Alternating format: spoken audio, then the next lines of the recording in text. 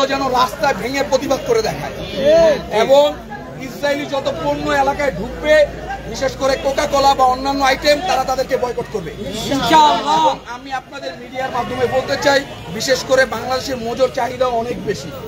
আমি মজুর কর্তৃপক্ষের কাছে একটা আবেদন করব, সেটা হচ্ছে আজকে আমরা বেশ কয়েকটা দোকানে গিয়ে কথা বলেছি এলাকার যুব সমাজরা, তারা বলেছে কোকা কোলা আমাদেরকে একটা ফ্রিজ দেয়। এটাও তাদের মুসলমানদেরকে আটকানোর একটা নাটক, যে তারা একটা ফ্রিজ দেয়, এই ফ্রিজ রাখার কারণে তাদের কোক আমাদের রাখতে হয়।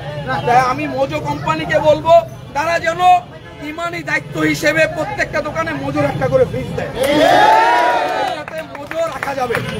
এটা আমি আপনাদের মাধ্যমে মোজোর কাছে আকুল আবেদন জানাচ্ছি এবং আপনাদের মাধ্যমে বলতে চাই যতগুলো রেস্টুরেন্ট আছে বাংলাদেশে প্রত্যেকটা রেস্টুরেন্টে যেন বয়কটের স্টিকার লাগিয়ে দেয়, আমরা ইসরায়েলি পণ্য বিক্রি করি না, এখানে ইসরায়েলি কোনো জিনিস পাওয়া যায় না।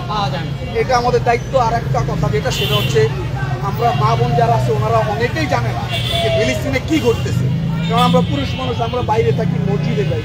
মা বোনদেরকে জানানো আমাদের দায়িত্ব, কারণ ওনারা বাসায় অন্ততপক্ষে নামাজ পড়ে দোয়া করতে পারে, চোখের পানি ফেলতে পারে। তো এইখানে আমাদের যুব সমাজ যারা আছে এদের প্রতি আমার একটা আকুল আবেদন থাকবে, এরা যেন আজকে থেকে 5 ওয়াক্ত নামাজি হয়ে যায় এবং তাদের ঈমানকে মজবুত করে। কারণ ইসরায়েলের সাথে জিহাদ করতে হলে আমাদের ঈমানই মজবুতি লাগে, আমাদের ঈমানই শক্তি লাগে।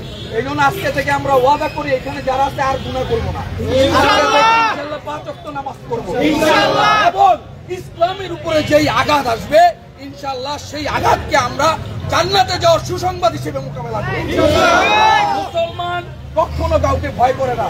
কালকে একটা জিনিস দেখলাম, ইসরায়েলের কসাই নেতানিয়াহু বলছে যে ফিলিস্তিনের মধ্যে একটা গমের দানাও ঢুকতে পারবে না।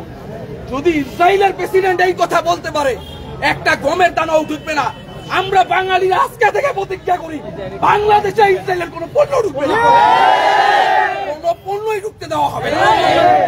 আমরা উচ্ছৃঙ্খল কিছু করব না, আমরা কোনো দোকানে হামলা করব না, কোনো দোকান ভাঙচুর করব না, এটা ঈমানের অংশ হইতে পারে না। নেতানিয়াহু কালকে আরেকটা হুঙ্কার দিছে, বলছে শুধু গাজাবাসী না সমগ্র পৃথিবীর মুসলমানদেরকে আমরা সাবধান করে দিচ্ছি, কারণ সে বলেছে তাদের পিছে নাকি অনেক পাওয়ার আছে, সুপার পাওয়ার আছে। আমি আপনাদের মাধ্যমে জানাতে চাই, আমেরিকা যদি সুপার পাওয়ার হয়, ইসরায়েল যদি সুপার পাওয়ার হয়, সুপ্রিম পাওয়ার হচ্ছে আল্লাহ, আর সেই সুপ্রিম পাওয়ার আমাদের সাথে আছে। আমরা ইসরায়েলকে তোয়াক্কা করি না। যদি সুযোগ থাকে, আপনাদের মাধ্যমে বলতে চাই, সুযোগ থাকলে সরকার আমাদেরকে ইসরায়েলের বিপক্ষে জিহাদে যাওয়ার সুযোগ করে দিই, ইনশাআল্লাহ আমরা জিহাদে যেতে চাই। আজকে ফিলিস্তিন যদি আমাদের পাশে হতো, ঠিক ইন্ডিয়া যেমন আমাদের পাশে, যদি আমাদের পাশে হতো, ইনশাআল্লাহ বাংলাদেশের যুবকরাই ইসরায়েলের জন্য যথেষ্ট ছিল। আমাদেরকে সামরিক প্রশিক্ষণ দেওয়া হোক আল্লাহর দ্বীনের জন্য। ইসলামের উপর যে কোনো আঘাত আসবে সেটা আমরা অবশ্যই লড়াই করব।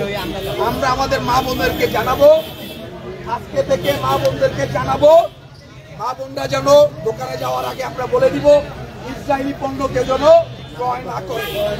তাদেরকে লিস্ট দিব, লিস্ট দেখাবো, ইসরায়েলি পণ্য যেন কেউ না কিনে।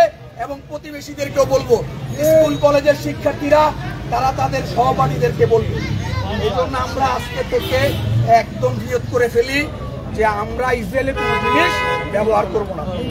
আল্লাহ বিকল্প দিয়ে দিচ্ছেন।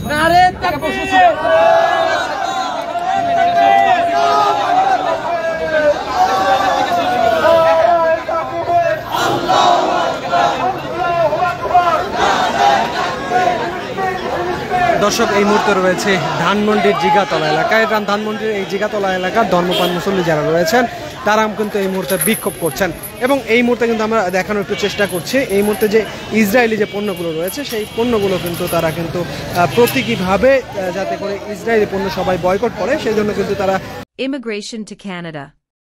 We provide the best quality service and solution for Canada immigration. Please visit our website and contact for details.